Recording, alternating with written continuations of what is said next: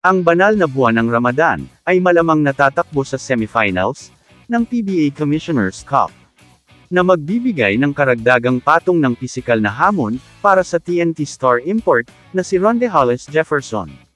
Habang papalapit ang banal na buwan ng Ramadan, medyo lumalaki ang pag-aalala tungkol sa fitness ni Ronde Hollis Jefferson sa pagpasok sa PBA Commissioner's Cup semifinals. Pagkatapos ng lahat, ang Ramadan ay nangangailangan ng mga Muslim sa buong mundo na mag-ayuno o fasting. Bukod sa iba pang mga bagay, mula umaga hanggang paglubog ng araw, sa loob ng 30 araw. Ang Ramadan sa taong ito ay inaasahang magsisimula sa Pebrero 28.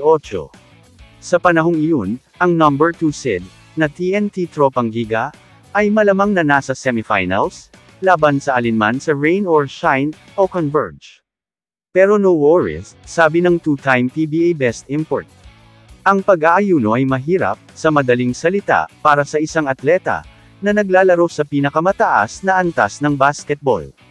Pero hindi na ito bago para kay RHJ. Ang kailangan lang niya ay ilang araw o higit pa para ma-acclimatize muli ang kanyang katawan sa setup na ito. Sa ngayon, hinihintay ng Tropang Giga ang mananalo sa pagitan ng Elasto Painters at ang Fiber X Ears. Kinaladkad ng rain or shine ang Fiber X Ears sa isang deciding Game 3, makakaharap nila ang alinman sa mananalo. Breaking news naman sa NBA. Ang trade sa pagitan ng Los Angeles Lakers at Charlotte Hornets na kinasasangkutan nina Mark Williams, Dalton Knecht, at Cam Reddish ay nawalan ng bisa. Dahil sa mga manlalaro na nabigo sa kanilang pisikal na pangangatawan. Ayon sa mga ulat, ang pisikal ni Mark Williams ay nagpakita ng maraming issue na humantong sa pagbagsak sa kanya ng Lakers sa pagsusulit. Ito ay isang malaking kabiguan para sa Lakers na naghahangad na palakasin ang kanilang lineup gamit ang mga kasanayan ni Williams. Ang kalakalan, na unang napagkasunduan, ay nagpadala kay Williams sa Lakers, kapalit ni Knecht, Reddish, isang unprotected first-round pick, at isang pick swap. Ngayon, tila wala ng bisa ang deal.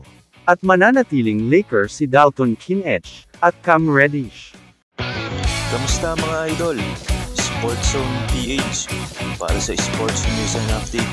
Kung bago ka pa lamang dito sa channel ko, pindutin mo na ang subscribe button at notification bell para lagi kang update sa mga sports news.